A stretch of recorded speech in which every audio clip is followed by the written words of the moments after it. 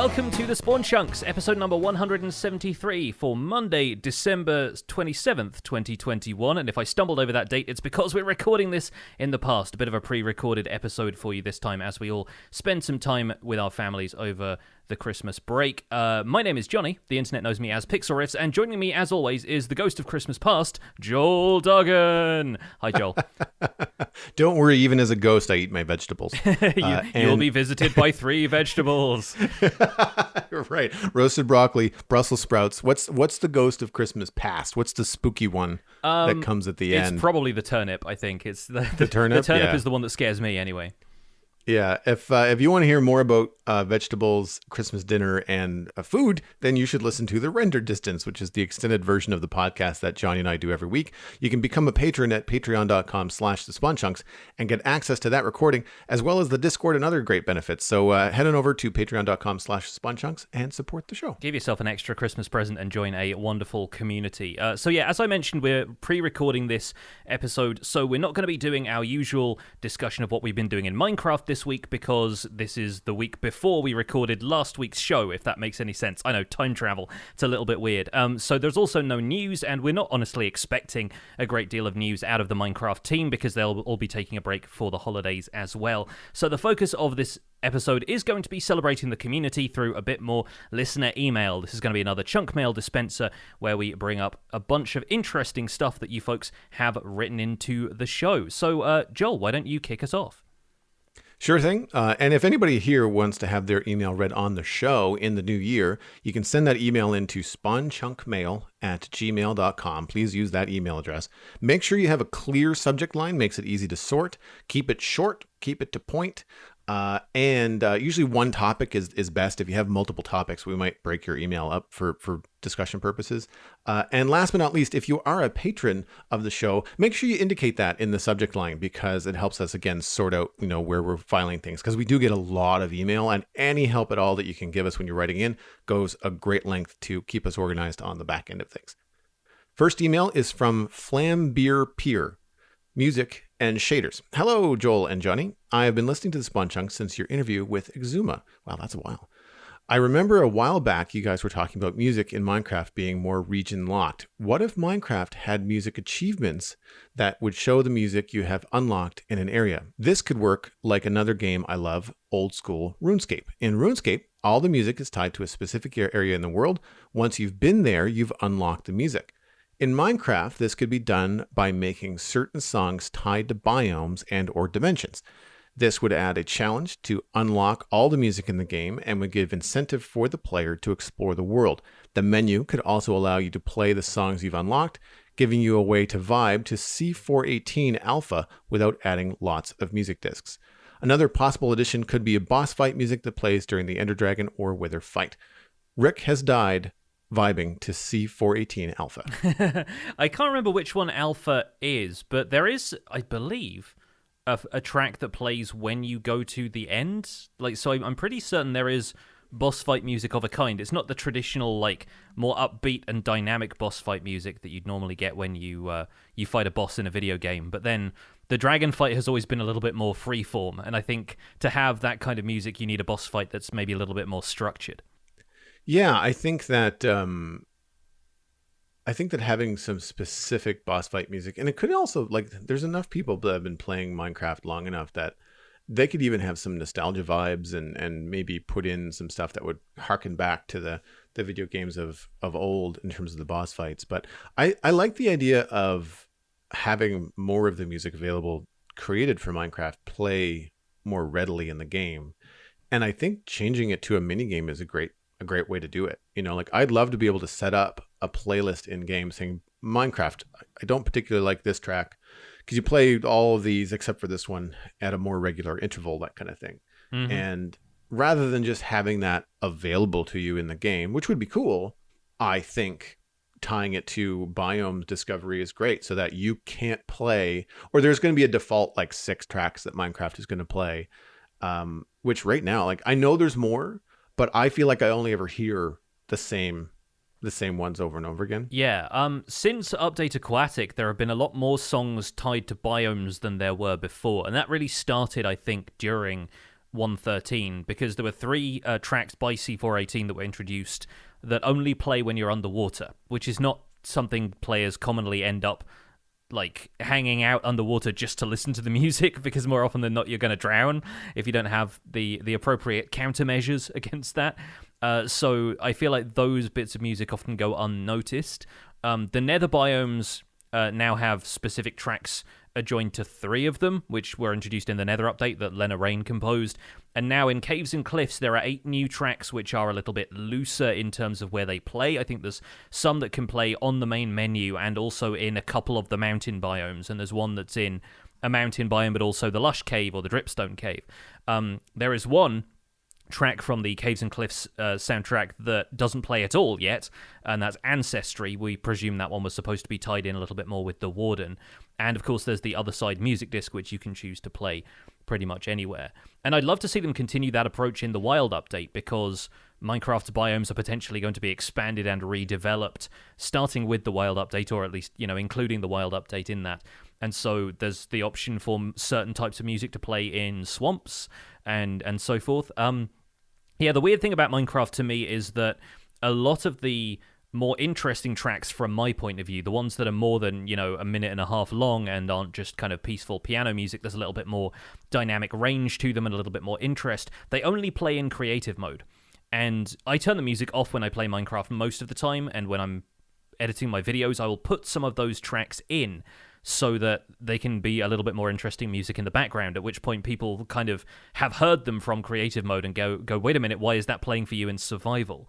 So I feel like Minecraft has this huge library of music, a lot of which is absolutely brilliant and evocative of the mood of Minecraft generally, but you don't always get to hear it as much. So it would be really interesting for there to be another way to listen to that music. And this question in particular put me in mind of the old Tony Hawk's skateboarding games, Tony Hawk's Pro Skater, where you could set up a playlist in-game. If you just went to the music menu, you could select specific tracks for it to play or skip certain tracks. If you liked the punk side of things but you weren't as into the hip-hop tracks, you could basically mute one or the other by genre, or just enable the ones that you liked or didn't like. And I presume that there are some mods or something for Java Edition at least that will allow you to do this. I don't know if you've done any looking into that, but yeah, I'm fairly certain there'll be mods out there that tamper with the music a little bit. Yes, my server mate Alistair does that. He uses one. I believe the one he uses is called Infinite Music, and all it does is dramatically reduce the wait time between tracks. Right. Okay. So when Minecraft plays music, it'll play music, and then there'll be silence for a while, and it's on a timer, and it basically just like takes that timer down to next to nothing. And so music is playing pretty much constantly. I've had this issue recently on stream where one of the stream music players that I was using and enjoyed for the most part put almost everything behind a paywall, and really turned me off of using it because there was no warning. And so I tried to turn on the music in game because I thought, well, I'm not turning these into YouTube videos in terms of editing them, so I don't have to like have odd audio cuts in the middle of a track. So I can turn the music on when I play. Well, I turn the music on and it might play, but if I go on a break and the music is playing, it then stops. And so the rest of my 5-minute break away from the keyboard, there's just silence, and I can't control that. And it's too bad. So what I've done is I found someone that has uploaded the entirety of at least one of the music CDs from Minecraft to a YouTube channel, and it's like an hour long. Mm-hmm. So I just hit play on that when I'm on break and pipe that music into the stream software. And it's all the same music, so it doesn't get the DMC sort of hit. So because that was the challenge, is to try to find another music platform to play music during my breaks that is also copyright free but also doesn't suck. Mm-hmm. And it's been challenging. So I like a lot of the tracks in Minecraft.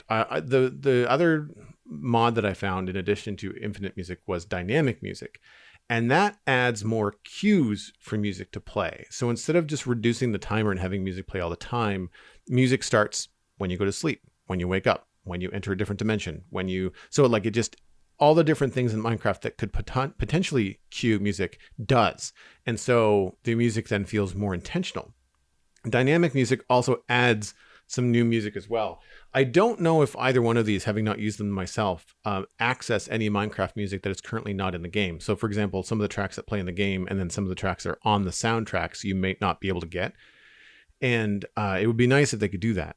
Because I would like to have more variety in Minecraft. And I like the idea of turning it into a mini game and, unlocking stuff by adventuring to a biome. And I know that there's other ways to get music discs in the game, but I think it would be really cool if instead of just giving you the music track and like allowing you to have it in your inventory or in your menu rather, you could get a crafting recipe. So like discovering the jungle biome or the swamp biome in the future, like you mentioned, could unlock the recipe for the swamp disc. Well, what does that mean? Like, what do you have to get? Like maybe you have to get slime balls and something challenging to actually make that disc. And then you could play it whenever you want. Yeah, I mean, the music disc system already exists in the game, so there's definitely precedent for stuff like that. And I think that's an interesting thing about the music discs is that they are not tracks that will play normally. They're actively incentivizing you to go out and find specific music, but again, it's not necessarily tied to your experience of that biome. And a lot of the music discs tend to be quite different in style, so that's an interesting one. Before we move on from this, a quick reminder that all of C418's music is available to purchase from his Bandcamp page. I believe there are vinyl releases of Minecraft Volume Alpha and Beta as well. I think Lena Rain's music is all on Spotify. And if you haven't checked it out already, maybe you haven't played the game itself, or maybe you just haven't looked for the music for it separately from the game. Minecraft Dungeons also has a fantastic soundtrack. A lot of which is some of it is composed in-house, some of it is, I think, other composers that collaborated with them on the soundtrack. And there's some really, really cool stuff in there. Some good battle themes, because a lot of Dungeons is more combat-focused than vanilla Minecraft is. So if you're finding the music in regular Minecraft lacks a little bit of the energy that you want for a wither fight or something, load up Spotify, look up the Minecraft Dungeons soundtrack and give that a try, because a lot of that music is top drawer when it comes to boss fight stuff. Word to the wise, I tried that the first time in a pinch to try and replace the music on my stream, and I don't have a Spotify subscription, so the ads play during my stream. So just FYI, just careful about that kind of stuff. If you're using a service that has ads that you haven't paid to remove, then just heads up. Yeah, I think it's also available on YouTube as well, but the same thing applies there for YouTube subscribers as well. Moving on to the next email that comes through to our inbox. This one is from Kira137, and the subject is Too Many Everythings. Hello, Pix and Joel. Regarding a topic that you often touch on, many people have recommended adding new blocks, variants of blocks, and whatnot. I wonder if you would appreciate Mojang removing some items or blocks. I know they have done it before with the furnace minecart, although the things they remove are usually replaced with something with a similar function, following the example of the furnace minecart adding powered rails. There are very few of these useless items in Minecraft, but something that comes to mind is poisonous potatoes. As you've said, Mojang has done pretty well adding very few of these, but they still clutter up inventory and storage. You notice how I pronounce the word inventory? There's an email about that later. I know there is almost no chance Mojang will actually remove these, but I think it will please many players. My real question is, would you appreciate some items or blocks being removed from Minecraft? And if you do, which ones would you remove? Love the show and keep making awesome content. Kira137 had a very witty sign-off, but it was blown up by a creeper before he could type it. Well, very good. One minor correction to this. The furnace minecart is not removed from the game.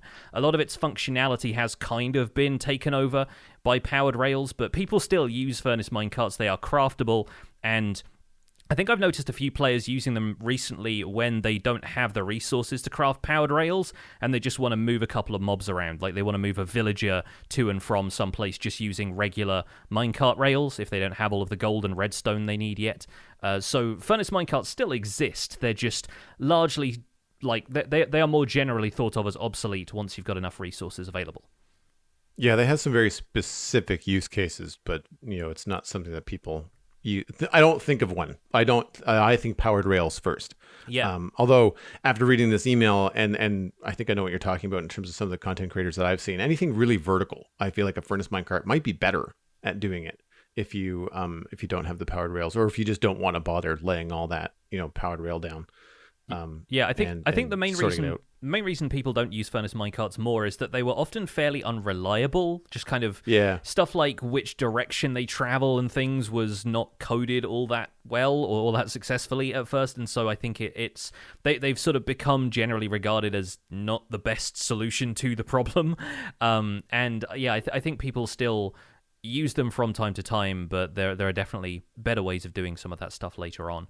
But I think the Furnace Minecart is a good example of the fact that Mojang doesn't remove stuff very often or nearly at all. I think the only things that have been removed in recent memory are things that they tried out in snapshots and then decided weren't ready for the full release yet. Stuff like bundles and the kind of associated stuff around there, like the fact that skulk sensors are still in the game but are delayed until the wild update, and there's a few bits and pieces like that. There were some textures people found for wax that ended up being implemented around the time bees were introduced, but then they rolled that back and decided to use honeycomb for everything, and that's what led into honeycomb being used for candles and so forth. So I think there's only really precedent for them removing stuff from the game when it comes to streamlining the existing output of the game, and a lot of that happens in the testing stage before it ever really reaches full release. But that's not the question really here. The question is, hypothetically to us, would we remove anything from Minecraft?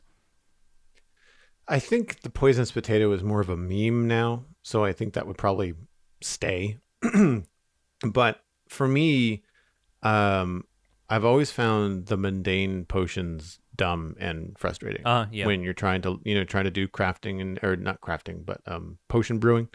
That to me was always a pain in the butt, because I thought, well, it doesn't do anything.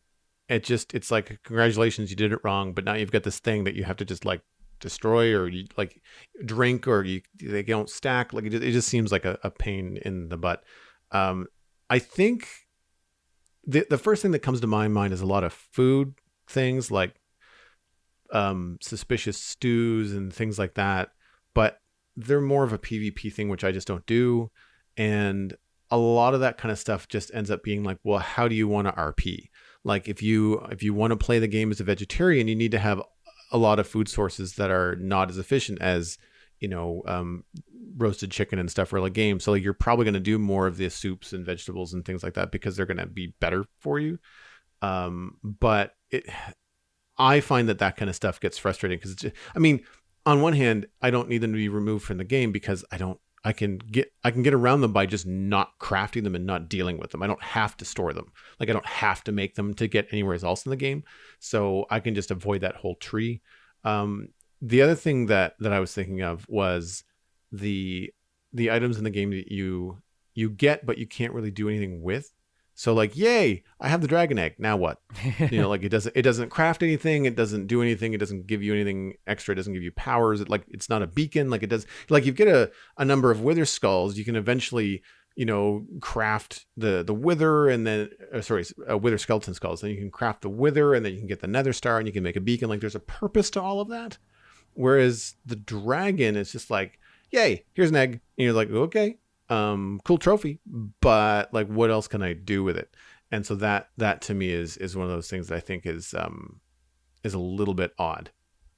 Yeah, there's a few things like that I think are just there to exist, and we are contrasting these, of course, with Mojang's incredible ability to make everything have multiple uses. So as soon as something only has one use or is just there for decoration, people kind of go, huh? And they poke it to see what it does. And in the case of the dragon egg, it teleports away.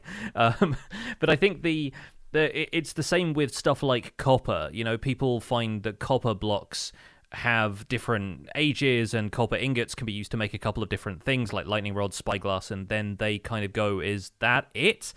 And it doesn't necessarily forbid them from adding new uses to it in future. So the dragon egg might end up having a use further down the line, but I think stuff like that does just exist as a reminder that, in Java Edition at least, there's only one dragon egg, and like this is the first time you kill the dragon, this is what you get, and it can be significant to players as a trophy, especially considering how few people actually end up going ahead and fighting the dragon.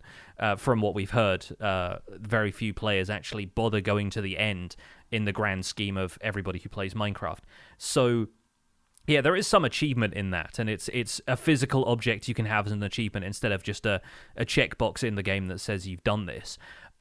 As for the poisonous potato, last time I saw poisonous potatoes in game was in a shipwreck, and I think they make good junk items in that context. I don't necessarily like them appearing as part of potato farming, but I think along with stuff like suspicious stew and rotten flesh, it makes sense for them to be in loot chests like in shipwrecks where time has spoiled the contents of whatever the ship was carrying, right? Their food supplies have long since rotted at this point, and you're just left with a bunch of junk in there, and it's implied that the rotten flesh is just like meat that's gone bad, as opposed to they killed a bunch of zombies and just put the bits in here. So I think like poisonous potatoes are good for stuff like that from time to time.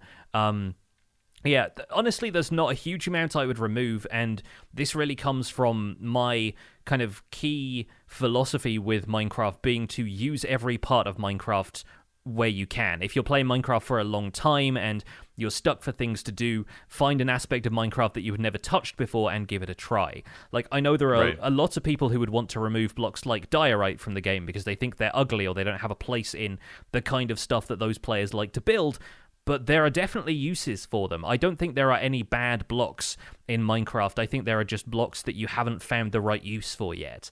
And so I'm not necessarily somebody to ask this kind of question because I will always advocate for keeping everything and just finding the right place to use it. Like I ended up using diorite as slush in a snow biome ski resort project that I thought was probably one of the cooler uses of diorite that I've been able to come up with. And I think that kind of stuff works really well, but it's the kind of thing that if you're building a castle in a plains biome, you're not necessarily going to jump straight to diorite unless you're a more experienced builder and you have a mind to use diorite specifically for a project like that. CJ Williams, a member of my Discord community, just posted an image before the show of using diorite and various versions of diorite, and I think calcite as well, to indicate snow kind of like drifting over a stone wall. Mm-hmm. So like the top part of the wall looked frozen. So there's definitely uses for stuff, even when you think like in general it's not a very, attractive block. I've worked with diorite in some of my builds too, and I've been kind of like surprised, like, okay, in moderation it can work. Because you do sometimes get caught up in the zeitgeist of like, ugh, bird poop, right? And when people say it enough, it's hard to unsee it. Yeah. It's like the beans for the iron, the raw iron blocks. Yes. If you see it too often or you hear it too often, you kind of think it all the time until you can put like one or two of them in a situation where like, okay, no, it actually works like mud or like something in a swamp, whatever that happens to be.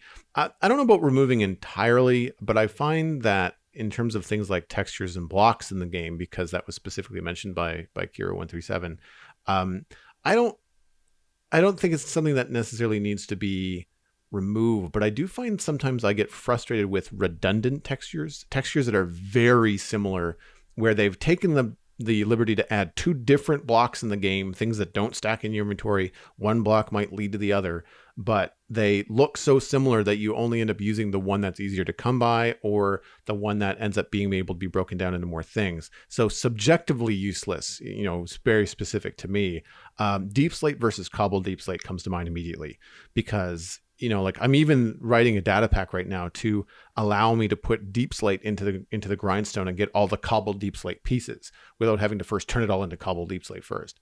And then some of the Blackstone variants, I'm not saying remove the variants. I'm saying that some of the variants are so similar to one another, it's very difficult to tell the difference in your inventory and in the game. And that to me is something where I don't want the blocks to go away because more options are better. And, the more I worked with Blackstone in that Blackstone hall, the more I was able to use it. And now that we've got deep slate, Blackstone has a lot more uses and stuff like that. Plus there's smooth basalt now as well. So like there's more blocks in that palette that makes Blackstone a little bit more viable, but there's still variants within that family where just like, if you stick them all next to each other, you can barely tell the difference. Mm-hmm. And I feel like more variety there and more contrast will help, I think, in general, players accept, okay, yes, there's 6 different variants of this block, but I can see how they're all different and they may all have their own unique cases. I just don't see it yet. But when you're looking at 6 of them and 3 of them are not identical, but very close, it gets a little bit frustrating because she's like, well, I wanted more blocks and you give me more blocks, but they all kind of look the same.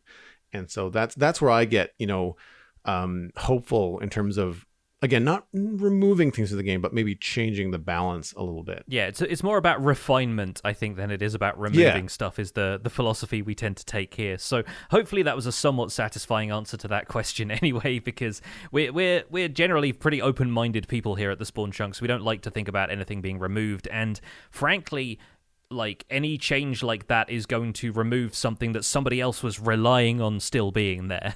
So Right, I don't necessarily want to ruin anybody's day by saying, yes, remove Blackstone from the game, and then the people who are building some stuff with Blackstone just being like, huh? I feel like there's definitely room for everything in this game, and thankfully the developers keep finding spaces to put stuff, so here's to that continuing. Speaking of where we put stuff, this next email is fun and comes in from Rosh and the Kitchen Crew. Inventory versus inventory. This will make more sense in a minute. Dear Spawn Chunks, this is a group email. We work in a casino kitchen and we get to play our own radio. We argue all the time about what will be played, but the one thing we've always agreed on over the last few years has been listening to the Spawn Chunks, as we are all avid Minecraft players. That's really cool. We have thought long and hard over the years of what to ask in your email, and we finally agreed on something that we want to talk about that we talk about every episode. When you two gentlemen talk about where items are held on the player in Minecraft, you say inventory, as if the player is inventing something with objects held. We are used to calling it inventory, as not inventing items, but just an overview of stuff held by the player to hold in a catalog style. We are from the deep south in America, and half of us say it's a language difference in the way that the word is said and used. The other half of us believe it is actually an inventory that's inventing items. Please settle this years-long argument for us so that we can all enjoy the podcast and find something else to argue about. Much love. The Kitchen Crew all died being cooked alive in a furnace. I love this. And so good. And congratulations to the Kitchen Crew for making me love this, because this is one of my pet peeves. People bring this into my YouTube comments about the way I say it, because this is not necessarily a British English versus American English thing either. British English pronounces it with 3 syllables, inventory. American English pronounces it with 4 syllables, inventory. I say it inventory. So I put the emphasis on the second syllable, and I get very peeved when everyone comes into my YouTube comments and tells me I pronounce this word wrong. For a start, I don't care. As long as you understand what I'm talking about, it's effective communication, and nitpicking the way anybody talks is just like the biggest no-no in my comments. I'm like, you wouldn't come into somebody else's thing and they had a bit of an accent and make fun of the way they talk. Like, I think it's such a petty thing, but I mean, in this case, they've asked it very nicely, and I think we're settling an argument for these folks in their kitchen. Personally, I like it better in the context of Minecraft because it seems tied to the word invent. Since the player has a crafting interface along with those deep pockets, inventory definitely seems to work better that way for me. But I think in terms of the official pronunciation, it's a British English versus American English thing, and the emphasis is on the in at the start of the word, and then it varies in terms of its syllable count, if not in terms of its emphasis. So when I did a little bit of research, I noticed that a lot of the reference was between the difference between British and North American pronunciations of a lot of different words. So, for example, stationary, dictionary, secretary would be stationary, dictionary, secretary. Yeah, if you're me, secretary, which is entirely different. A very different thing. Right? Yes. Yeah. And I think that's where some of it is very interesting. I can't repeat the joke because it's not family friendly, but I saw a comic one time online giving a little bit about how Americans curse in a much different way than Europeans, because Europeans have it very short, whereas Americans like to chew on every word. Was the joke. And so every time they spoke ill, it would be more visceral. Like, it seems way more offensive because like everything is emphasized, where it could be kind of a little bit more under the cuff, a little bit more dry in the UK and Europe. And so with this kind of stuff, I find that, I mean, I say inventory because, in Canada, I almost said Canada. In Canada, that's just kind of like when you're breaking things down phonetically. That's how I grew up working out how to say words was just kind of breaking them down by syllables and how they're spelled, because they're spelt the same way.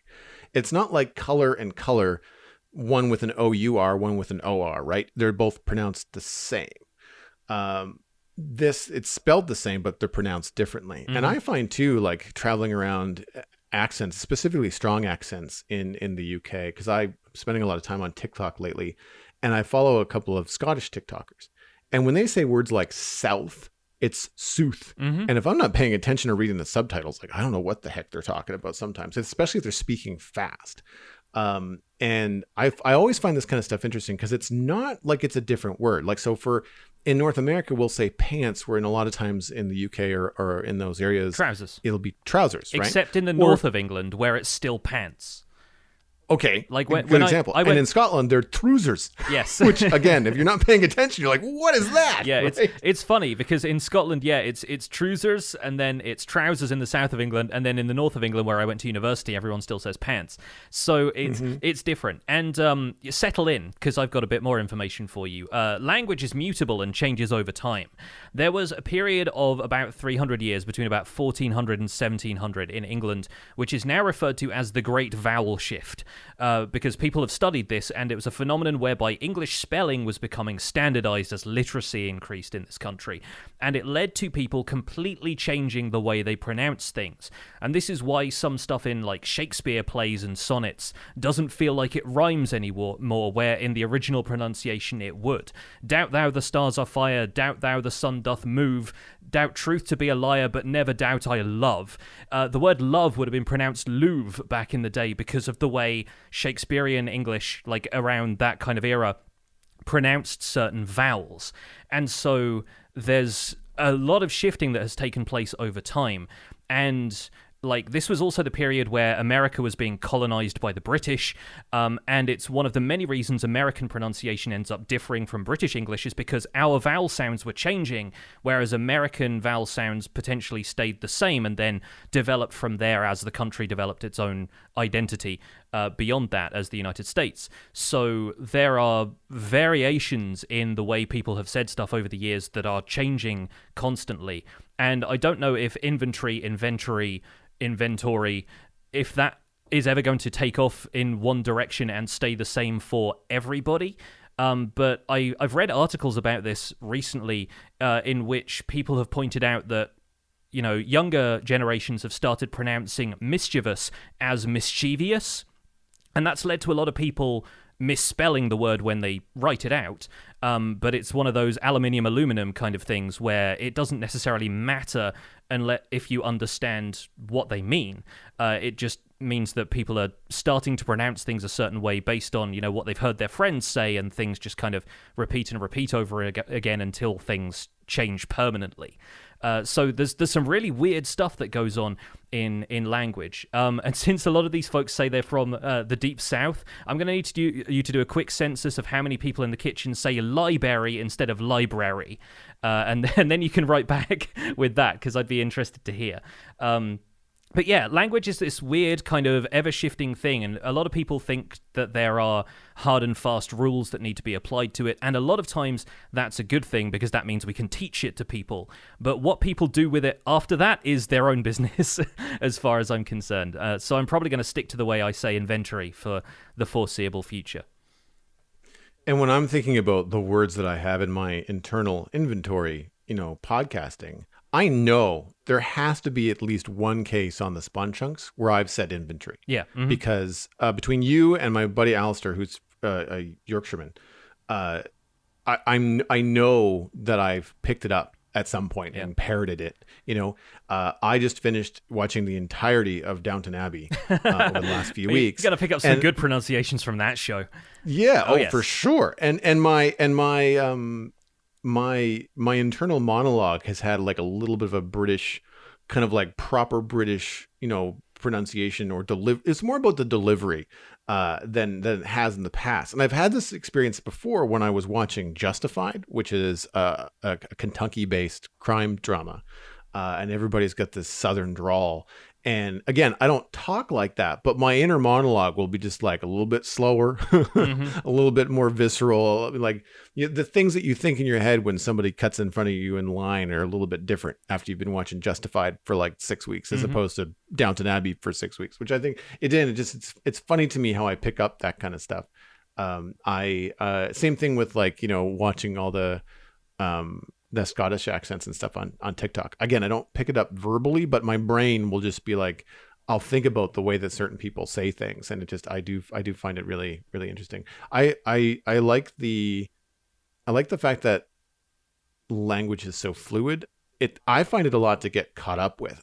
And this is me, stating my age. I find that because of the social media that I follow, a lot of times there'll be words or short abbreviations for things that'll start to hit the zeitgeist. And I'm just like, I don't know what that is. I have to go look that up. Like, what does this mean in this context? Because like, I know that word, but this is not being used in the way that I know that word. So I have to go look, okay, well, in this particular context, like, what does that mean? And that's where things start to get really convoluted. Well, I think we're probably going to wrap up this discussion there, but thank you once again to the Kitchen Crew for writing in, and what a great thing to hear that you guys just listen to our show on the radio in your casino kitchen. That's great. Hopefully the argument can be somewhat settled by our answer, and you'll find something else to argue over as you continue to listen. This last email we're going to cover today comes in from Irils, and the subject is Lush Cave Lighting. Hello, Johnny and Joel. I've been exploring the new caves to hoard some small drip leaf. I mean, same. However, I often come across the issue of lush caves being rather dark in large caverns. They are a huge pain to light up with torches because of aquifers, water pools, and moss carpet getting in the way. The glowberries are simply too high up to provide any significant visibility, even when at their strongest. Mob spawning changes are nice, but what do I do when I need visibility? Do you think there's an effective way to light large lush caves without dealing with all the partial blocks and liquid blocks? Or should I stop sulking about glowberries being dim and grab some night vision potions before hunting down that drip leaf? Otherwise only gain through the second worst mob in the game. Irils was slain by the Wandering Trader for ruining his small drip leaf monopoly. Nice. I think he heard you. I will send Cosmic to avenge you. Yes. Yeah, I get this, because obviously a lot of the lush cave environment is watery. Like, you don't even just get aquifers there, you get those smaller shelves of water that are held back by clay. It's a very kind of damp environment. It's meant to be like that. And I feel you with the moss carpet. Moss carpet is a pain. You think there's a full block of moss there that you can place a block on, and it turns out that you can't, and then you're right-clicking with a torch for a couple of seconds before you figure out why. My advice in that respect is to aim for the grass, because if you place a torch on somewhere that grass is growing, you aren't prevented from placing a torch there. It will replace the grass and break it rather than direct your torch elsewhere. So even though it might feel a little bit counterintuitive because there's clearly something big growing there, you can usually do that kind of Indiana Jones substitution of the grass with the torch. So that's what I would recommend. But the rest of the time, I would honestly settle for spamming torches on the clay blocks around the aforementioned water pools. And for the most part, with aquifers, you don't need to worry about lighting anything up except the rim of the lake that's down there. So for the most part, most of that isn't going to be spawnable unless it crosses over with a dripstone cave, and then you get the drowned spawning down there. Yeah, in terms of visibility, what I was thinking in terms of lighting, because we've had a number of people talk about their shortage of coal as they go down below into the deeper parts of the world now, I was thinking that if you have them before you go down, sea pickles are pretty easy to get a lot of if you've got enough bone meal. And once you do that, you could start just lining these pools with sea pickles. Now, you'd probably have to do the full cluster of 4 at full lighting strength. It's not going to be incredible, but it's going to be a lot closer to the ground than some of the glowberries, I would imagine. Yeah, the glowberries is an interesting one, because I think if you're sticking around, you can do a lot with the cave vines that produce glowberries. Like, you can regrow them the way kelp grows, which naturally they have a point at which they stop growing, but if you break the tip of the plant, it'll randomly reassign an age value to it between 0 and 24, and then the plant keeps growing, adding 1 to the age each time it grows a block until the age reaches 25 and it stops again. So if you do that every so often, and I think if you're on Java, you can use F3 to check the plant's age. You can look at the debug information and see how old the tip of the plant is. If you keep breaking it, it'll grow down as far as you want by the end.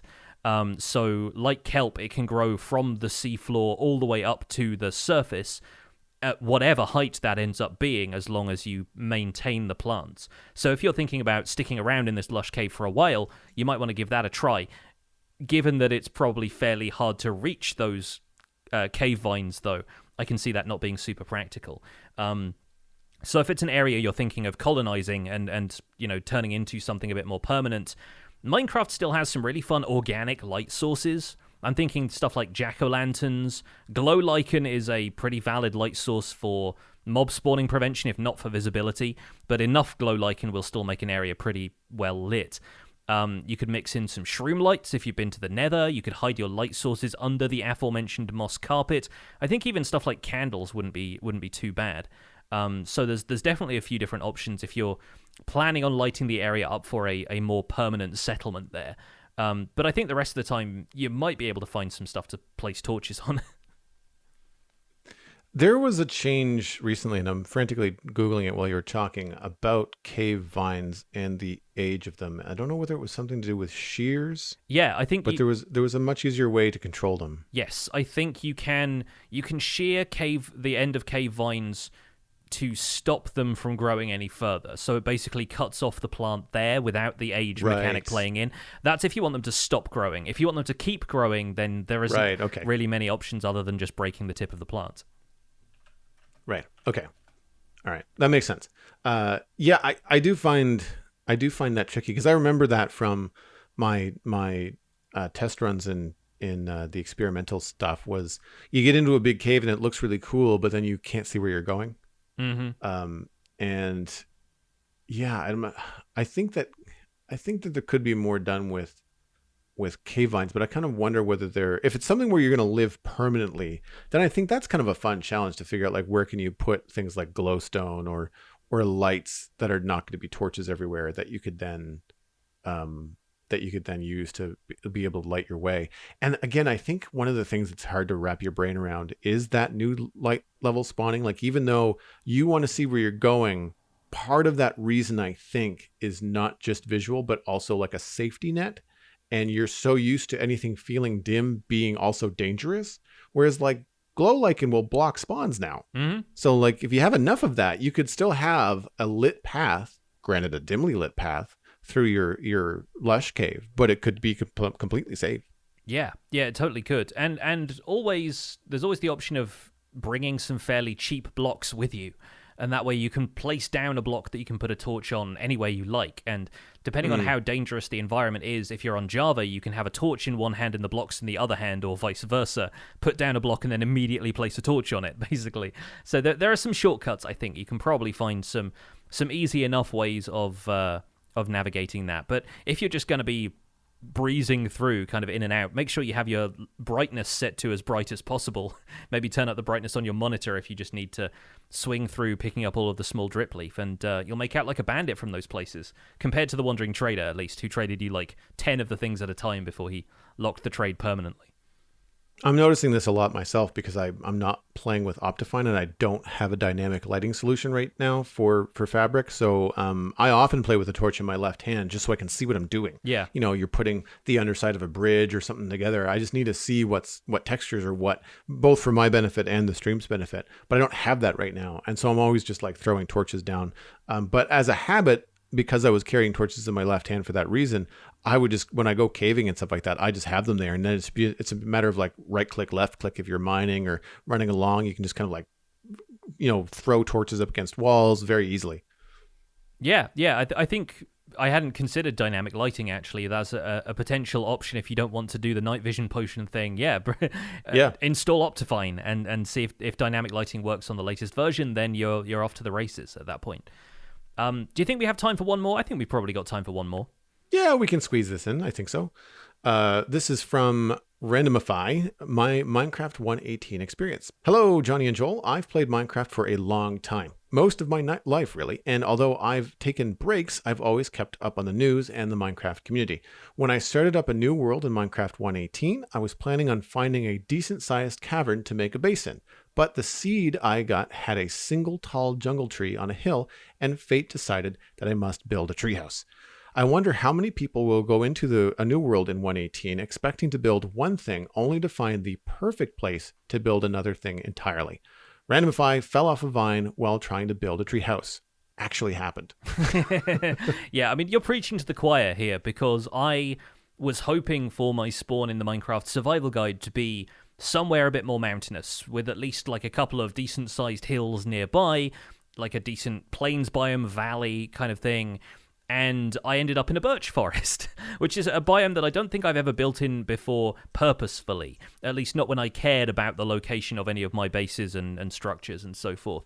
So I might have built on one when I played on Xbox back in the day, but now that I've been making more YouTube content and kind of structuring things visually a little bit differently, I wouldn't have picked a birch biome to start off in, but I made it my own. And I think that's probably going to be happening for a lot of people, especially if you went in with expectations for what 118 was going to provide.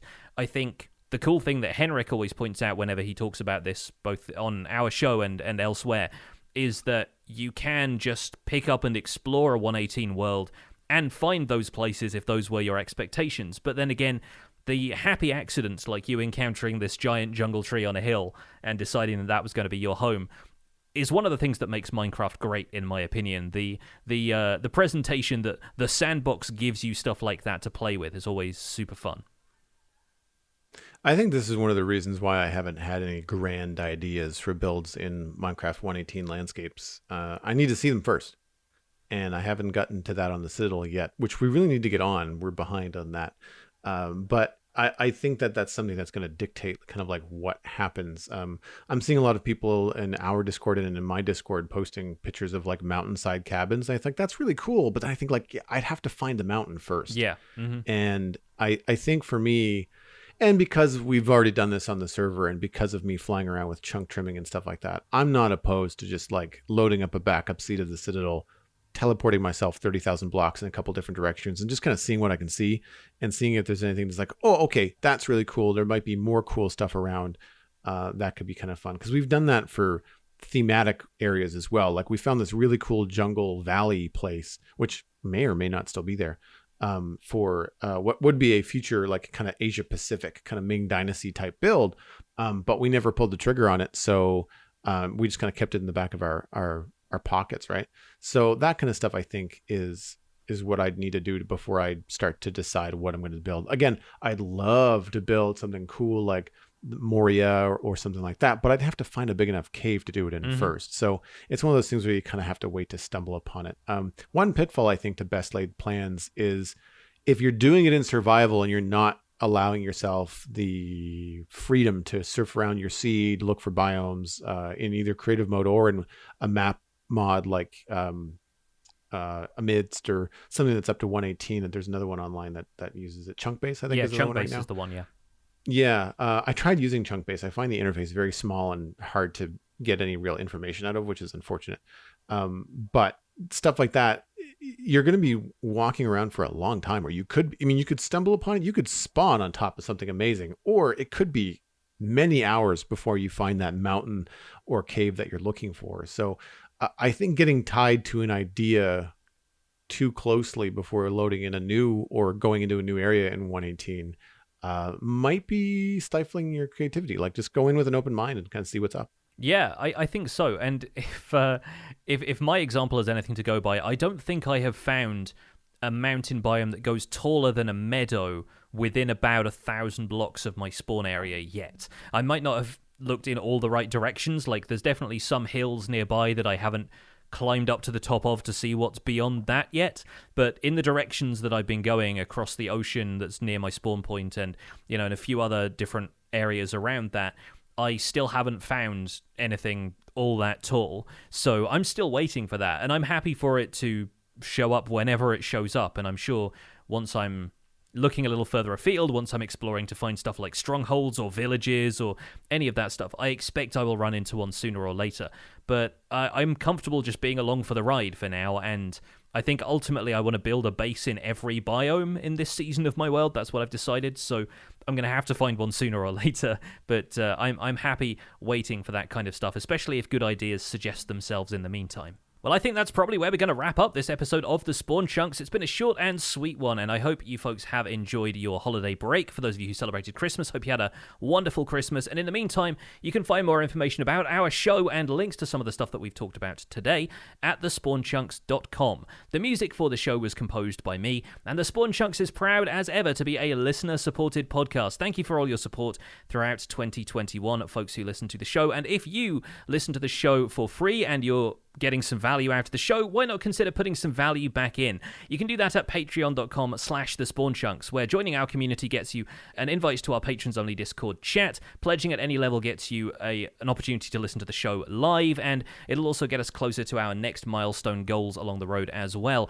As of the time of this recording on December 17th, we're at 309 patrons, which was up 3 from the last time we checked. So thank you so much to the new folks who have hopped on board. And special thanks, as ever, go out to our content engineers, Hunter555, Jumbo Sale, Paulbo Baggins, and Yitz. Thank you for your support on this episode. Sharing their podcast with your friends is the easiest way to support the show. You can find us at The Spawn Chunks on Twitter and Instagram, but personal recommendations are by far the best way to share the podcast. Tell a friend about The Spawn Chunks and where they can go to listen to it. You can subscribe on iTunes, Spotify, Google Podcasts, even YouTube, really wherever you can find a podcast. You can email the show at spawnchunkmail@gmail.com. The RSS feed is linked on the spawnchunks.com, and the Patreon feed is on the Patreon page, and that's where you can get the render distance, the extended version of the podcast. My name is Johnny, but online I go by PixelRiffs. You can find most of what I do at youtube.com/PixelRiffs, where I try to make sense of this bizarre and wonderful game in Season 2 of the Minecraft Survival Guide. I also stream 3 days a week on Twitch, where I do behind-the-scenes work for my YouTube series and play a bit of Minecraft Bingo from time to time. And I'm the voice of the unofficial Hermitcraft recap, which you can find through a quick YouTube search. Aside from that, I'm at PixelRiffs on both Twitter and Instagram. Joel, where can people find you online? Everything I'm doing online, including my illustration and design portfolio, and links to everything else that I do, is all at joelduggan.com. So just remember that, and you can find everything else. The Citadel Cafe is my other podcast about sci-fi and fantasy entertainment. You can get that at thecitadelcafe.com. Coming up this week, we've got the Holiday Roundtable coming. We've got the finale for Hawkeye on Disney Plus, and we've got the premiere of The Witcher Season 2. So lots of cool stuff to talk about going into the holidays. You can find me at Joel Duggan on social media and Joel Duggan on Twitch, where I play Minecraft, I play Satisfactory. I'm looking to branch into some other games over the holidays. And keep an eye out. This would have already happened by the time you listen to this, but I'm doing a Lego Let's Chat as a stream goal reward that happened in November. That's happening this weekend. We're going to be building a Star Wars Lego set. I'm not sure which one yet. I might leave that up to the crowd there. But that VOD will be on YouTube eventually. And that is actually going to bring me into promoting Joel Duggan VODs on YouTube. That's the channel name. It's easy to find. I haven't had time to do any promotional or like edited content for like Let's Plays, but I use the VODs channel as a way to archive my Twitch content. And that means that the entirety of West Hill is archived on that YouTube channel. So if you're interested, check it out. Thanks for visiting the Spawn Chunks. The world outside is infinite, and the snow isn't going anywhere.